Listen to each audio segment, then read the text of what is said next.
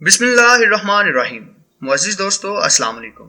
اللہ تعالیٰ کے وہ برگزیدہ نبی جن کو زندہ سمندر میں ڈال دیا گیا، اور آپ سے ایسی کیا خطا ہوئی تھی کہ ایک بڑی مچھلی نے آپ کو نگل لیا، جس کی وجہ سے آپ کو کئی دنوں تک مچھلی کے پیٹ میں رہنا پڑا، اور آپ نے ایسی کون سی دوا پڑی تھی جس کی وجہ سے اللہ تعالیٰ نے اس آزمائش کو آپ سے دور کر دیا۔ دوستو، آج کی اس ویڈیو میں ہم آپ کو حضرت یونس علیہ السلام کے اس واقعے کے بارے میں بتائیں گے کہ کس طرح آپ کئی دنوں تک مچھلی کے پیٹ میں رہے، اور وہ کون سی ایسی دوا تھی جس کو پڑھنے کے بعد اللہ تعالیٰ نے آپ سے اس آزمائش کو دور کر دیا، اور اس دوا کو جو بھی پڑھے گا تو اللہ تعالیٰ اپنے فضل و کرم سے اس کی ساری مصیبتیں اور پریشانیاں دور کر دے گا۔ حضرت یونس علیہ السلام دجلہ کے بائیں کنارے پر آباد عراقی شہر موصل میں پیدا ہوئے۔ آپ علیہ السلام حضرت ہود علیہ السلام کی اولاد میں سے تھے۔ موصل کے مقابل نینوا شہر تھا جو اس زمانے میں اپنے عروج پر تھا، اور وہاں قوم سمود آباد تھی۔ نینوا کی آبادی 1 لاکھ سے زیادہ تھی، جیسا کہ قرآن پاک میں ہے، اور ان کو لاکھ یا اس سے زیادہ لوگوں کی طرف پیغمبر بنا کر بھیجا۔ حضرت یونس علیہ السلام کی عمر 28 سال تھی جب اللہ تعالیٰ نے انہیں اہل نینوا کی ہدایت پر مامور فرمایا۔ مفسرین کے مطابق حضرت یونس علیہ السلام کا عہد 741 تا 781 قبل مسیح ہے۔ آپ علیہ السلام کا قرآن کریم کی 6 سورہ مبارکہ میں ذکر آیا ہے: سورۃ النساء، سورہ انعام، سورہ یونس، سورہ الصفات، سورہ انبیاء اور سورۃ القلم۔ ان میں پہلی 4 سورہ مبارکہ میں حضرت یونس علیہ السلام کا نام، اور باقی 2 سورتوں میں ذنون اور صاحب الحوت یعنی مچھلی والا کہہ کر ذکر کیا گیا ہے۔ نون بڑی مچھلی کو کہتے ہیں، چونکہ آپ علیہ السلام کئی دن ایک مچھلی کے پیٹ میں رہے، اس لیے مچھلی والا کہا گیا۔ قرآن کریم کی 10ویں سورت آپ علیہ السلام کے نام پر ہے۔ حضرت یونس علیہ السلام ایک عرصے تک نینوا کے لوگوں کو توحید کی دعوت اور بت پرستی سے روکتے رہے، مگر قوم نے ان کی دعوت قبول کرنے سے صاف انکار کر دیا۔ صرف یہی نہیں، غرور و تکبر میں مبتلا قوم دیگر نافرمان اقوام کی طرح آپ علیہ السلام کی دعوت کا مذاق بھی اڑاتی رہی۔ جب ان کی سرکشی اور نافرمانی انتہا کو پہنچ گئی تو اللہ تعالیٰ نے حضرت یونس علیہ السلام کو حکم دیا کہ لوگوں کو آگاہ کر دو کہ 3 دن کے اندر اندر ان پر عذاب آنے والا ہے۔ آپ علیہ السلام نے قوم میں اس کا اعلان کر دیا۔ یہ سن کر قوم یونس نے آپس میں مشورہ کیا تو اس بات پر ان سب کا اتفاق ہوا کہ یونس علیہ السلام کو کبھی جھوٹ بولتے نہیں دیکھا، لہٰذا ان کی بات نظر انداز نہیں کرنی چاہیے۔ مشورے میں یہ بھی طے ہوا کہ دیکھا جائے گا کہ اگر یونس علیہ السلام رات بستی کے اندر اپنے گھر میں مقیم رہتے ہیں تو سمجھ لو کہ کچھ نہیں ہوگا، اور اگر وہ یہاں سے کہیں اور چلے جاتے ہیں تو یقین کر لو کہ صبح عذاب ضرور آئے گا۔ قصہ مختصر کچھ یوں ہے کہ حضرت یونس علیہ السلام رات کو اس بستی سے نکل گئے۔ صبح ہوئی تو عذاب الہی ایک سیاہ دھوئیں اور بادل کی شکل میں بستی والوں کے سروں پر منڈلانے لگا۔ جب وہ ان کے قریب ہونے لگا تو لوگوں کو یقین ہو گیا کہ اب وہ سب ہلاک ہونے والے ہیں۔ یہ دیکھ کر حضرت یونس علیہ السلام کو تلاش کیا گیا کہ ان کے ہاتھ پر ایمان لے آئیں اور توبہ کر لیں، مگر وہ لوگ آپ علیہ السلام کو نہ ڈھونڈ پائے، تو خود ہی اخلاص نیت کے ساتھ توبہ استغفار میں لگ گئے اور اپنے گھروں سے ایک میدان میں نکل آئے۔ عورتیں، بچے اور جانور سب اس میدان میں جمع کر دیے گئے۔ تمام بستی والے ٹاٹ کے کپڑے پہن کر عجز و انکساری کے ساتھ توبہ کرنے اور عذاب سے پناہ مانگنے میں اس طرح مشغول ہوئے کہ پورا میدان آہ و بکا سے گونجنے لگا۔ اللہ تعالیٰ نے ان کی توبہ قبول فرما لی اور عذاب ان سے ہٹا دیا۔ روایت میں ہے کہ یہ عاشورہ یعنی 10ویں محرم کا دن تھا۔ ادھر حضرت یونس علیہ السلام بستی سے باہر اس انتظار میں تھے کہ اب اس قوم پر عذاب نازل ہوگا۔ ان کی توبہ و استغفار کا حال انہیں معلوم نہ تھا۔ جب عذاب ٹل گیا تو انہیں فکر ہوئی کہ اب تو قوم مجھے جھوٹا قرار دے دے گی، کیونکہ میں نے اعلان کیا تھا کہ 3 دن کے اندر عذاب آ جائے گا۔ اس قوم کا قانون تھا کہ جس شخص کا جھوٹ معلوم ہو اور وہ اپنے کلام پر کوئی شہادت پیش نہ کر سکے تو اسے قتل کر دیا جاتا۔ تو یونس علیہ السلام کو فکر ہوئی کہ انہیں بھی جھوٹا قرار دے کر قتل کر دیا جائے گا۔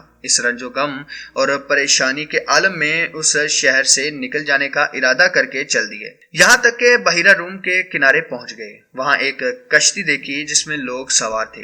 آپ علیہ السلام کو ان لوگوں نے پہچان لیا اور کرائے کے بغیر اس کشتی میں سوار کر لیا۔ کشتی روانہ ہو کر جب وسط میں پہنچی تو دفعتاً ٹھہر گئی۔ کشتی والوں نے بتایا کہ ہماری اس کشتی میں کوئی ظالم، گنہگار یا بھاگا ہوا غلام سوار ہو جاتا ہے تو یہ کشتی خود بخود رک جاتی ہے۔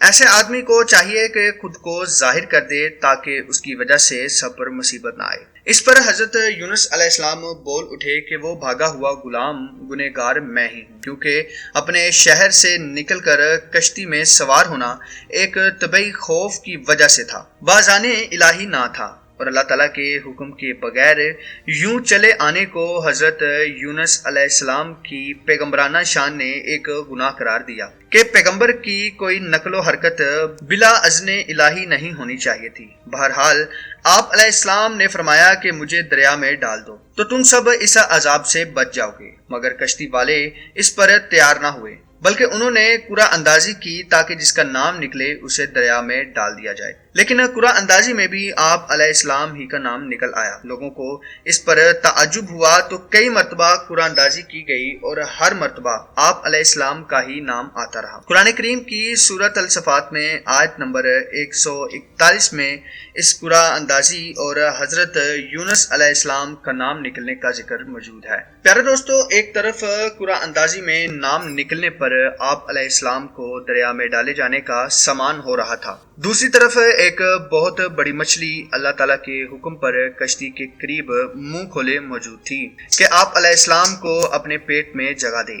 حضرت یونس علیہ السلام جیسے ہی پانی میں گئے، مچھلی نے فوراً انہیں اپنے پیٹ میں لے لیا۔ حضرت عبداللہ بن مسعود رضی اللہ تعالی عنہ نے فرمایا کہ حضرت یونس علیہ السلام اس مچھلی کے پیٹ میں 40 روز رہے۔ یہ انہیں زمین کی تہ تک لے جاتی اور دور دراز کی مسافتوں میں پھراتی رہی۔ بعض افراد نے 7، بعض نے 5 دن اور کئی ایک نے مچھلی کے پیٹ میں رہنے کی مدت چند گھنٹے لکھی ہے۔ حقیقت حال تو اللہ تعالیٰ کی ذات کو ہی معلوم ہے۔ پیارے دوستو، اب یہاں پر اس دعا کا ذکر کرتے ہیں کہ جس کو حضرت یونس علیہ السلام نے پڑھا تو اللہ تعالیٰ نے ان سے اس آزمائش کو دور کر دیا۔ وہ دعا کچھ اس طرح ہے کہ لا الہ الا انت سبحانک انی کنت من الظالمین۔ اس حالت میں حضرت یونس علیہ السلام نے دعا کی تو اللہ تعالیٰ نے دعا قبول فرمائی اور مچھلی نے آپ علیہ السلام کو بالکل صحیح سالم حالت میں کنارے پر ڈال دیا۔ مچھلی کے پیٹ کی گرمی سے ان کے بدن پر کوئی بال نہ رہا تھا۔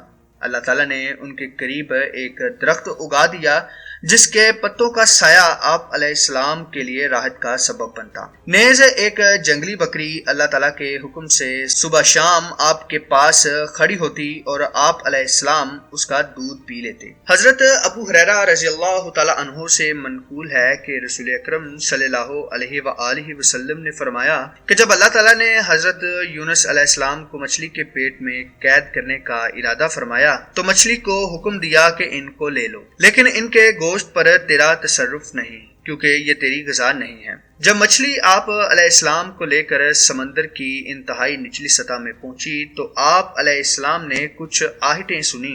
اس پر اللہ تعالیٰ نے وحی فرمائی کہ یہ سمندری جانوروں کی تسبیح ہے۔ اس موقع پر حضرت یونس علیہ السلام نے بھی تسبیح کی۔ جب فرشتوں نے آپ علیہ السلام کی تسبیح سنی تو بارگاہ خداوندی میں عرض کرنے لگے کہ اے ہمارے پروردگار، ہم ایک نحیف اور کمزور سی آواز کسی اجنبی زمین سے سن رہے ہیں۔ تو اللہ تعالیٰ نے فرمایا کہ یہ میرا بندہ یونس ہے۔ فرشتوں نے عرض کیا وہ تو نیک بندے ہیں اور ان کی طرف سے ہر شب روز آپ کے پاس نیک عمل پہنچتا ہے۔ اللہ تعالیٰ نے فرمایا ہاں، یہ میری بہت اچھی تسبیح کرتے ہیں۔ پھر فرشتوں نے اللہ تعالیٰ کے حضور حضرت یونس علیہ السلام کی سفارش کی تو اللہ تعالیٰ نے مچھلی کو حکم دیا اور اس نے آپ علیہ السلام کو سمندر کے کنارے پر ڈال دیا۔ حضرت یونس علیہ السلام دوبارہ نینوہ چلے گئے اور وہاں رہ کر اپنی قوم کی رہنمائی فرمائی۔ آپ علیہ السلام کی زندگی وہیں پر گزری اور وہیں آپ کا انتقال ہوا۔